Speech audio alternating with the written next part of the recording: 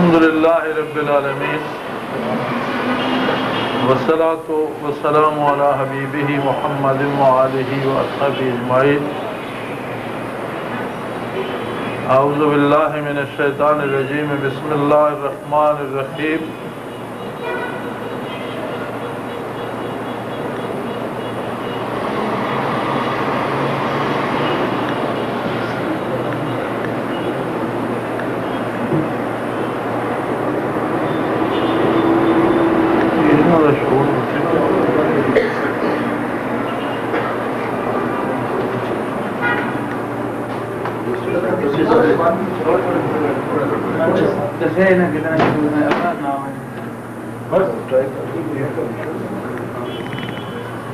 الحمدللہ عالم اسلام میں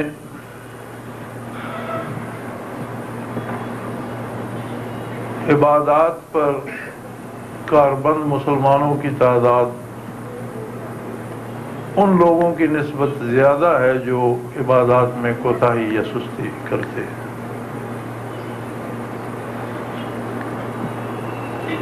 اور یہ بھی ایک بڑی پختہ حقیقت ہے کہ اس وقت روئے زمین پر سب سے بڑی قوم مسلمان ہے۔ کوئی بھی دوسری ایک قوم مسلمانوں کی برابری کا دعویٰ نہیں کر سکتی۔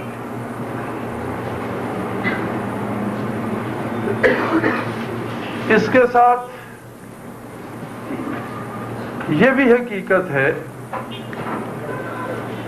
کہ زندگی کے وسائل پوری دنیا کے سب سے زیادہ مسلمانوں کے پاس ہیں۔ زرخیز زمینیں ہوں یا پھلدار درختوں کی وادیاں ہوں، صحرا اور ریگستان ہوں یا خوبصورت پہاڑ ہوں، چشمے ہوں، اجناس ہوں یا زیر زمین نکلنے والی دھاتیں ہوں، تیل کے ذخائر ہوں یا گیس کے، سب سے زیادہ وسائل جو ہیں انسانی زندگی کے یہ مسلمانوں کے پاس ہیں۔ روئے زمین کے نقشے پہ اگر ہم نگاہ کریں تو دنیا کے بہترین خطے بھی مسلمانوں کے پاس ہیں، اور دنیا کی بہترین بندرگاہیں اور بہترین سمندری علاقے بھی مسلمانوں کے پاس ہیں۔ اس کے ساتھ ایک اور بڑی عجیب حقیقت ہے جو سروے کرنے پر یا تلاش کرنے پر سامنے آتی ہے، وہ یہ ہے کہ جدید علوم میں چوٹی کے ماہرین بھی اسی قوم کے فرزند ہیں۔ بے شک وہ علوم دنیا کے کسی ملک میں بھی ہوں، مغربی ممالک میں ہوں یا مشرق میں، لیکن ہر شعبے میں انتہائی چوٹی کے لوگ جو ہیں وہ مسلمان ہیں۔ ان سب حقیقتوں کے ساتھ یہ حقیقت بھی اپنی جگہ موجود ہے کہ مسلمان من حیث القوم کفار کا کھلونا بنے ہوئے ہیں۔ آخر کیوں؟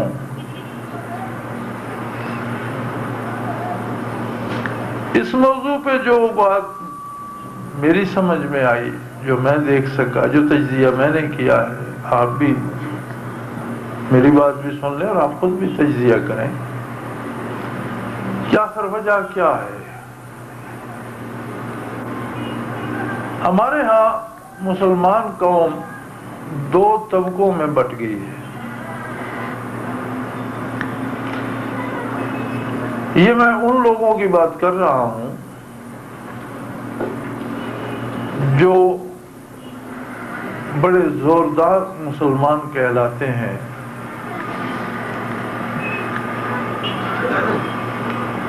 ان میں بنیادی فرق یہ آ گیا ہے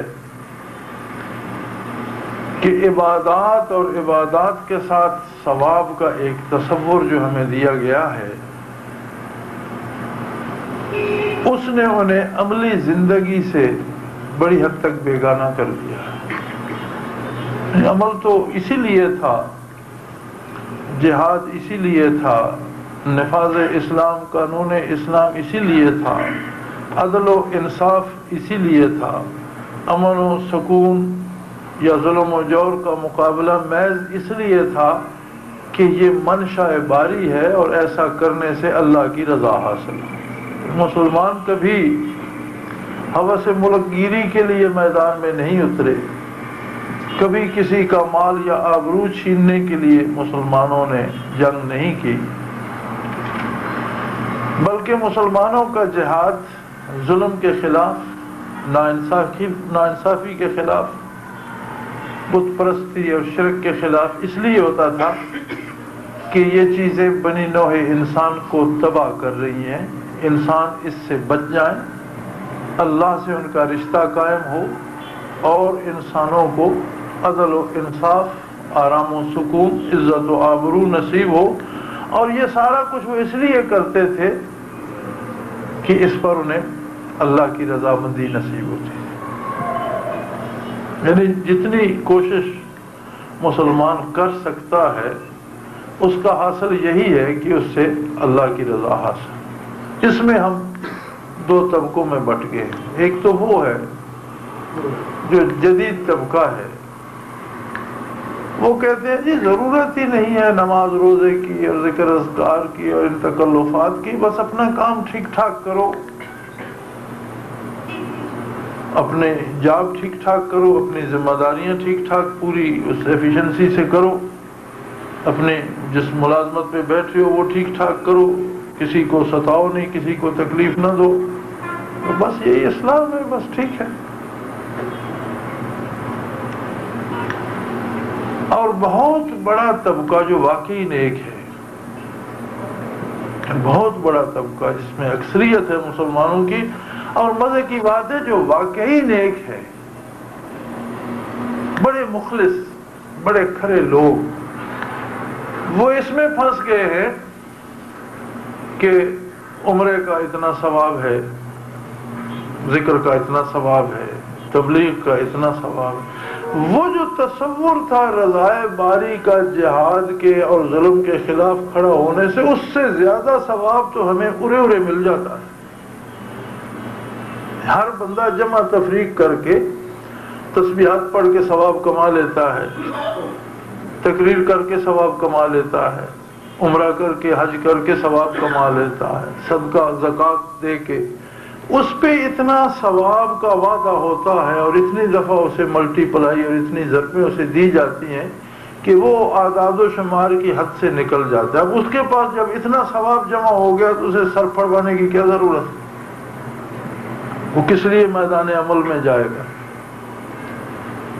اس تصور ثواب نے ہمیں عملی زندگی سے بیگانہ کر دیا،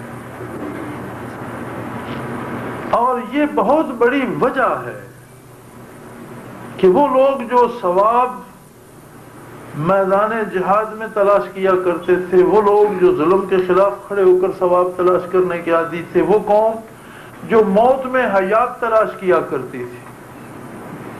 حضرت خالد بن ولید رضی اللہ عنہ نے خط لکھا رستم کو۔ رستم وہ آخری جرنیل تھا خسرو کسرا ایران کی حکومت کا، جو میدان کارزار میں اترا اور جو دنیا میں بہت مانا ہوا تھا اور جس کی ہیبت کا سکہ بیٹھا ہوا تھا، بلکہ بعد کے مسلمانوں نے، خصوصاً برے صغیر کے مسلمانوں نے بھی ہر چوٹی کے بندے کے لیے یا ہر تگڑے بندے کے لیے رستم ہی کا، رستم ہند اور رستم زماں، اور انہوں نے سوراب اور سائیکلیں بنائی، رستم سوراب رستم کا بیٹا تھا، انہی کافر ناموں کو جو اسلام کے خلاف بڑے طاقتور شمار کیے جاتے تھے، انہی کو پھر مسلمانوں نے اپنایا۔ یہ قوموں کے عروج و زوال سے یہ نتائج نکلتے۔ یا خسرو پرویز جو واحد ایسا بے دین انسان تھا جس نے سفارتی آداب بھی ملحوظ نہ رکھے اور نبی کریم صلی اللہ علیہ وسلم کے والا نامہ مبارک کو پھاڑ کر پاؤں کے نیچے مسل دیا. بے شمار مسلمانوں کے نام پرویز نظر آتے ہیں. تو یہ قومی زوال ہوتا ہے، قوم اپنے ان حقائق سے ناآشنا ہو کر چلی جاتی ہے. حالانکہ وہ لوگ بیچارے جن کے نام پرویز ہیں وہ بھی نبی کریم صلی اللہ علیہ وسلم پر جان دینے کو تیار ہیں. وہ جانتے ہی نہیں کہ پرویز ہوتا کیا اور کیوں ہمیں پرویز کہتے ہیں. اس قدر ہم اس سے دور اور بیگانہ ہو گئے. تو میدان جنگ میں جب اس کی بڑی دھاک اور بڑی شہرت تھی اور بڑا ایرانی جو شکست پہ شکست کھا رہے تھے، رستم کے آنے سے ایک دفعہ پھر ان کے پاؤں جم گئے. حضرت خالد نے اسے خط لکھا اور اس میں ایک جملہ بڑا مزیدار تھا. فرمایا رستم ایک بات کا خیال کر لو، انما یا قوم یحبون الموت کما یحبون الفارس الخمر. میرے ساتھ وہ سپاہی ہیں جو اس سے زیادہ موت کو تلاش کر رہے ہیں جتنا تیرے سپاہی شراب کی بوتل کو تلاش کرتے ہیں. جتنے تیرے سپاہی شراب کے متلاشی ہیں اس سے زیادہ انہیں موت کی تلاش ہے. تو اس قوم کے بچے کھچے لوگوں کو کیوں نوالے اجل بناتا ہے؟ اللہ کی عظمت کو مان لے، لڑائی سے باز آ، ورنہ بنو کے شمشیر یہ تو اسے منوا لیں گے. اور وہی ہوا. انتہائی ذلت آمیز شکست سے دوچار ہوا رستم اور بھاگتا ہوا. جب سمجھا کہ تعاقب کرنے والے بھاگنے نہیں دے رہے تو سامان سے لدے ہوئے خچر کے نیچے چھپ گیا اور خچر کے نیچے سے نکال کر مسلمانوں نے قتل کیا. یہ اس کی تاریخ ہے. یعنی وہ جس کے نام سے میدان کارزار لرزہ کرتے تھے اس طرح ذلت آمیز شکست سے دوچار ہوا. کیوں؟ مسلمان ثواب تلاش کرتے تھے عملی زندگی میں.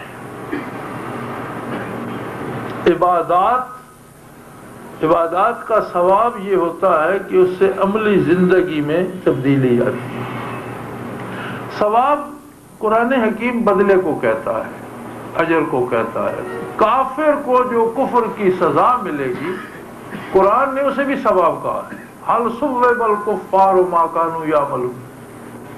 کفار کو کیا ثواب ملے گا سوائے اس کے جو وہ کرتے اس کا بدلہ پائیں گے.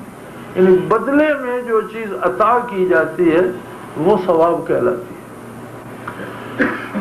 عبادات اور نیکی کے بدلے میں جو ثواب ملتا ہے اس کی تعین کیا ہے، اسے کس طرح سے ہم ناپیں. یہ 500 گنا 600 گنا اسے ہم ضربیں دینا تو سیکھ گئے، لیکن اس کا نتیجہ ہماری سامنے آتا کس طرح سے کہ واقعی مجھے 500 گنا ثواب ملا، یا میں نے یہاں حرم میں ایک نماز پڑھی اور مجھے 1,00,000 کا ثواب ملا.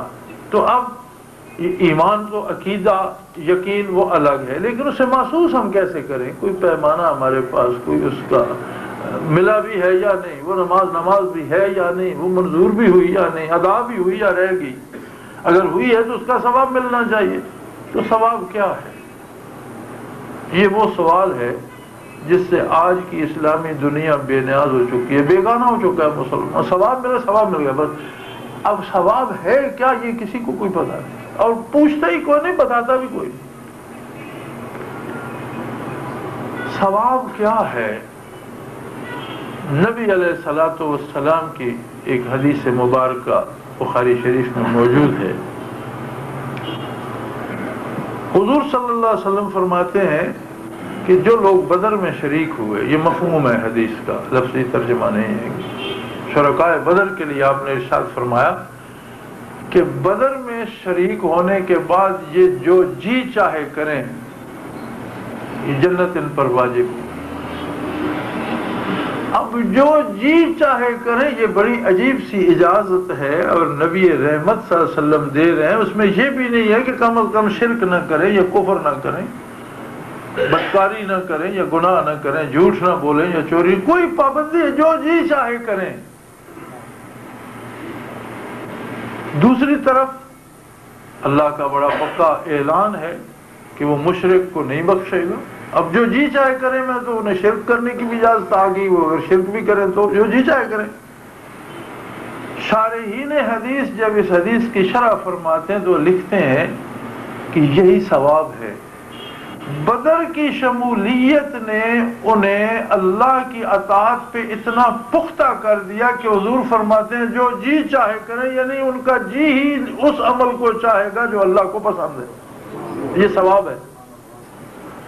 یعنی بدر میں شراکت کا ثواب یہ ہوا کہ اس کے بعد ان کے دل کو بات ہی وہ پسند آتی تھی جو اللہ کو پسند نہیں آتی تھی، انہیں پسند نہیں آتی۔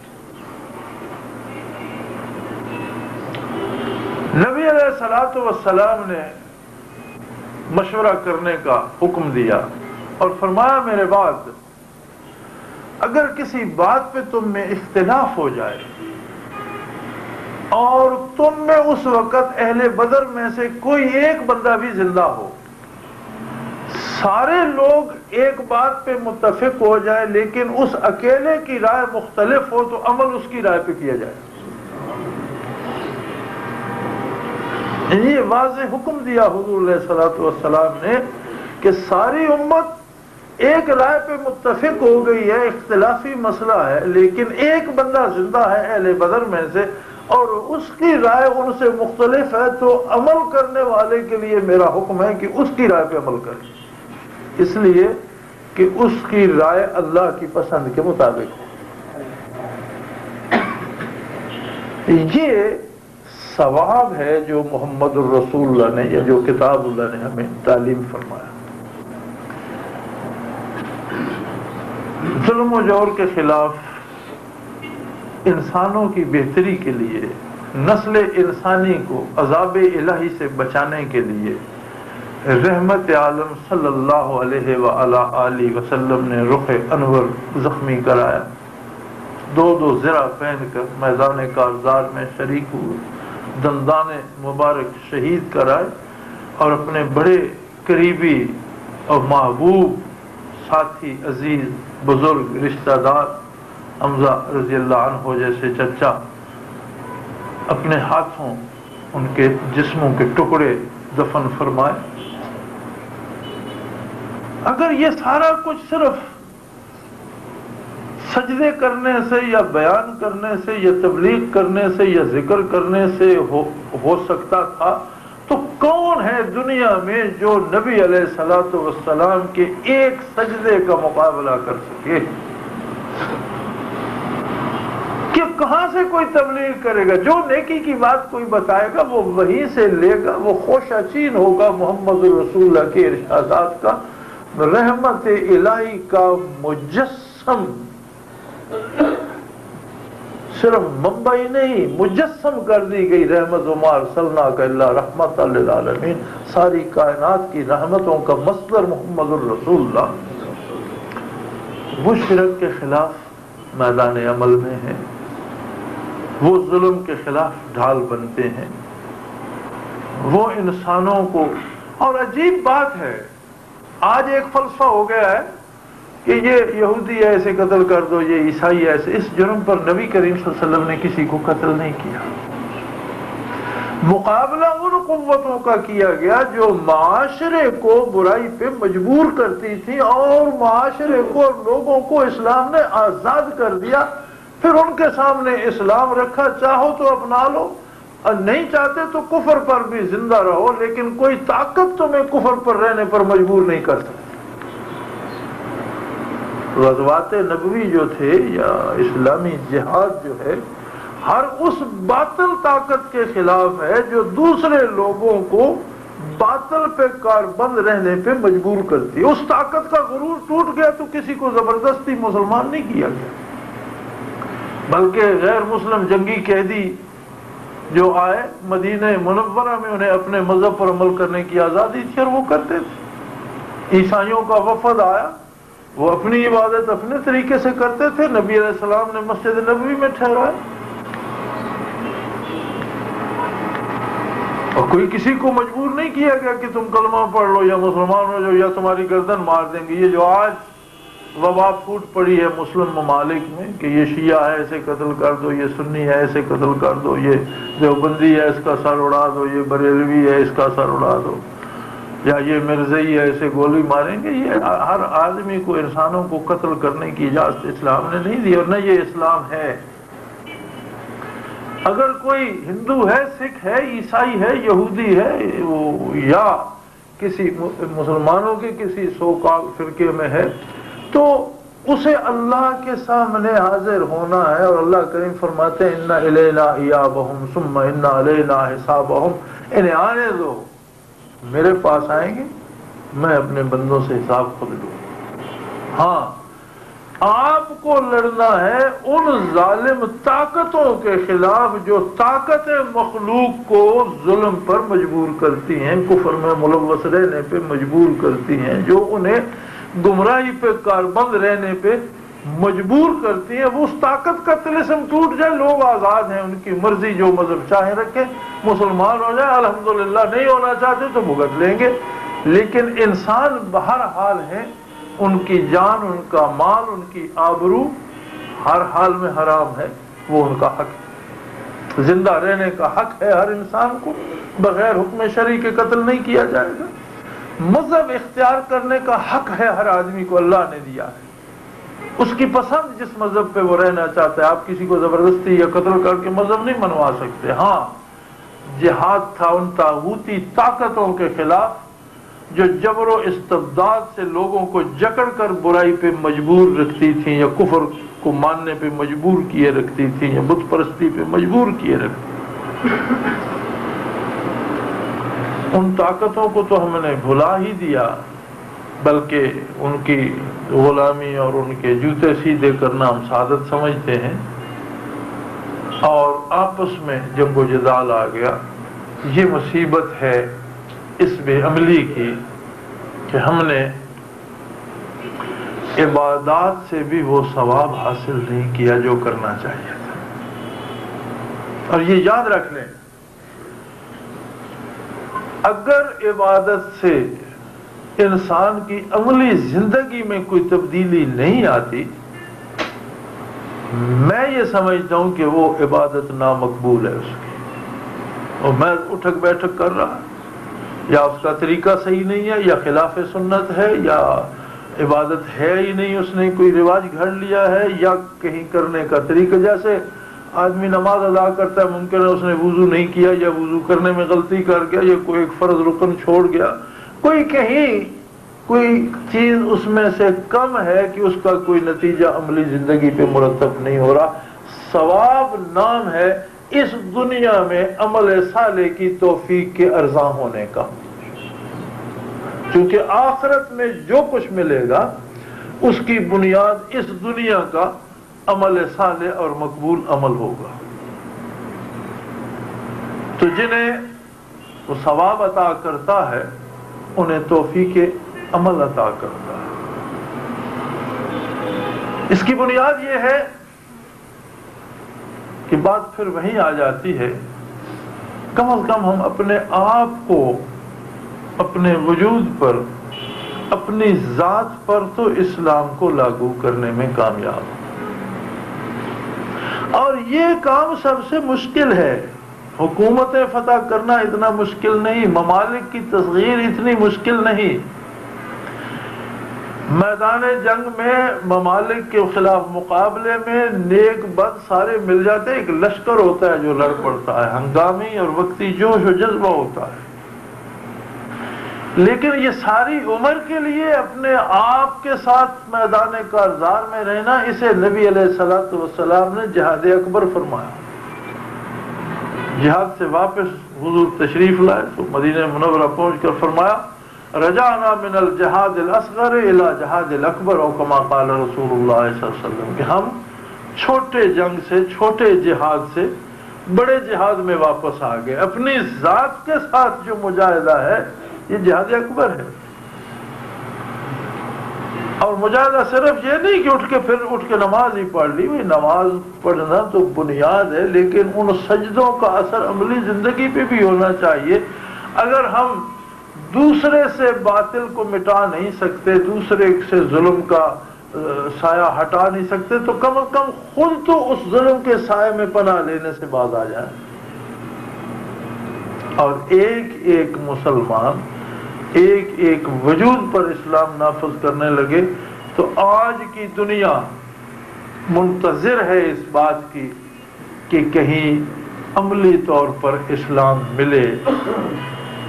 یہ بڑی عجیب بات ہے، مغربی طاقتیں جو لڑ رہی ہیں دنیا میں کہ کہیں کوئی اسلامی ریاست نہ بن جائے، کبھی آپ نے یہ سوچا کہ اس میں انہیں کیا خطرہ ہے؟ اب الجزائر کو دیکھ لیں، اگر الجزائر میں اسلامی ریاست بن جاتی تو امریکہ جیسے بڑے ملک کو کیا خطرہ ہے؟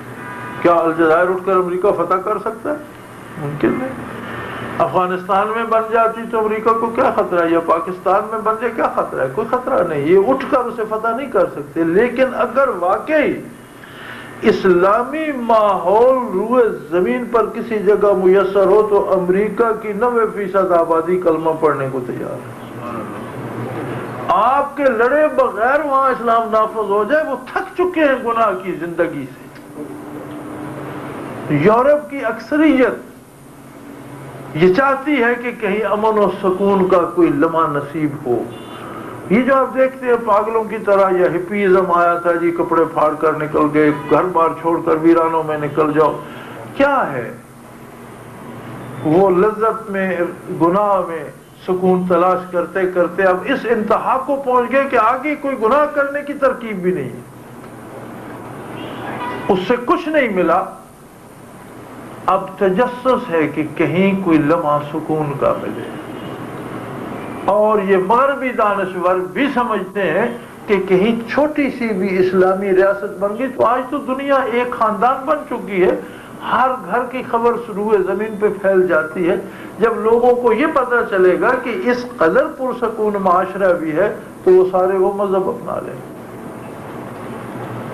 جس طرح والا نام نبوی کیسر کو پہنچا تو اس نے اپنے عمائدین سلطنت سے مشورہ کیا کہ کیوں نہ اسلام قبول کر لیا جائے، تو بڑے بھڑک اٹھے اور بھاگے باہر کو، لیکن اس نے دربار کے سارے دروازے بند کرا رکھے تھے، باہر تو نہ نکل سکے۔ ایک دم یہ نہیں انہوں نے کیسر کی پرواہ کہا یہ تو مسلمان ہو گیا، دفع کرو اسے، جاؤ قوم کے پاس چلتے ہیں، شور ہو گیا۔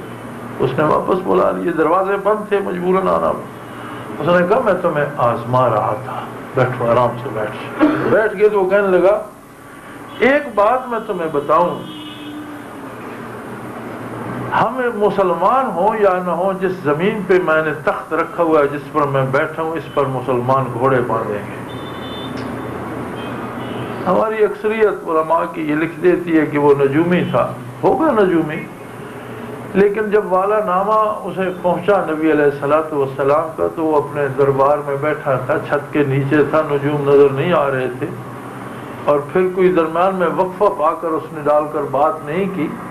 نجومی تو پھر ستاروں کی چال کہیں رات کو جا کر دیکھتے ہیں، یا زائچہ بناتے ہیں، یا کوئی جمع تفریق کرتے ہیں۔ میں نے جو سمجھا ہے وہ یہ ہے کہ اس نے جو ایک ہی جملہ تھا نبی علیہ السلام کا، وہ تھا اسلم تسلم، سلامتی کا راستہ اختیار کرو تم بھی سلامت رہو گے۔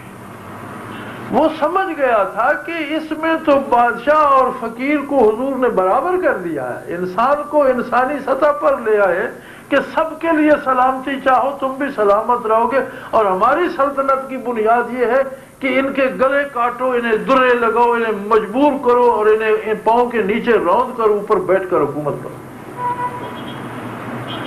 فلسفہ سلطانی جو ہے وہ یہ تھا، اس عہد کی حکومتوں کا یا کیسر کا جو فلسفہ تھا وہ یہ تھا کہ ہر بندہ حکم ماننے پہ مجبور تھا، وہ چاہے یا نہ چاہے۔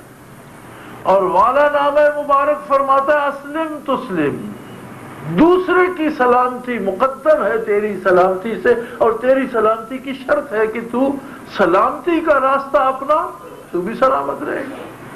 تو وہ کہنے لگا یہ فلسفہ اگر عام شہری کو سمجھ آ گیا تو یہ لوگ مسلمان ہو جائیں گے، اور یہاں اس فلسفہ دینے والوں کے گھوڑے باندھنا کیسر کو تخت پر بٹھانے سے زیادہ مناسب سمجھیں گے۔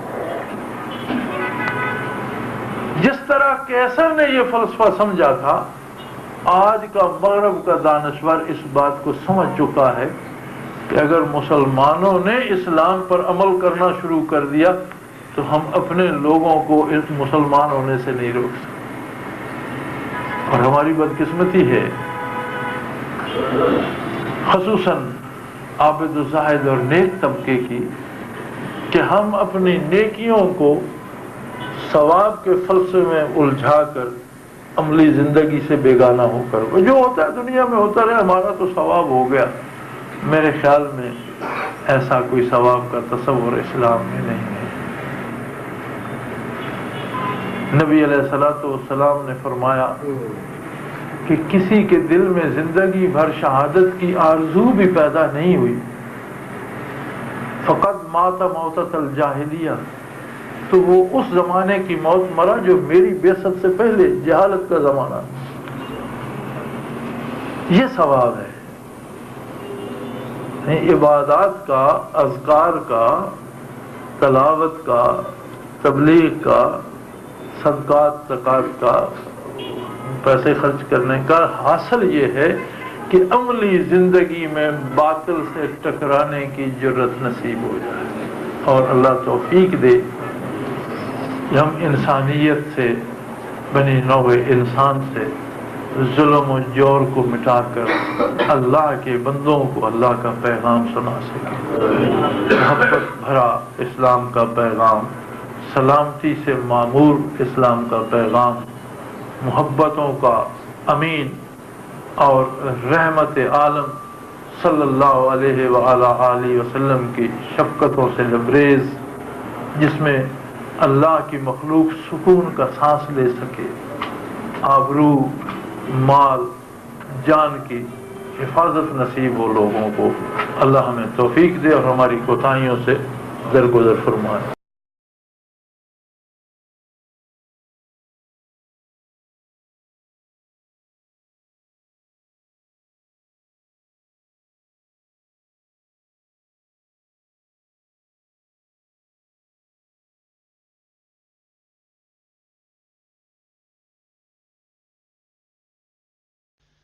اثاثہ ہے مومن کا الفت نبی کی، اثاثہ ہے مومن کا الفت نبی کی. چلو نعت ایک آج لکھیں نئی سی، محمد کی عظمت کا جھنڈا اٹھ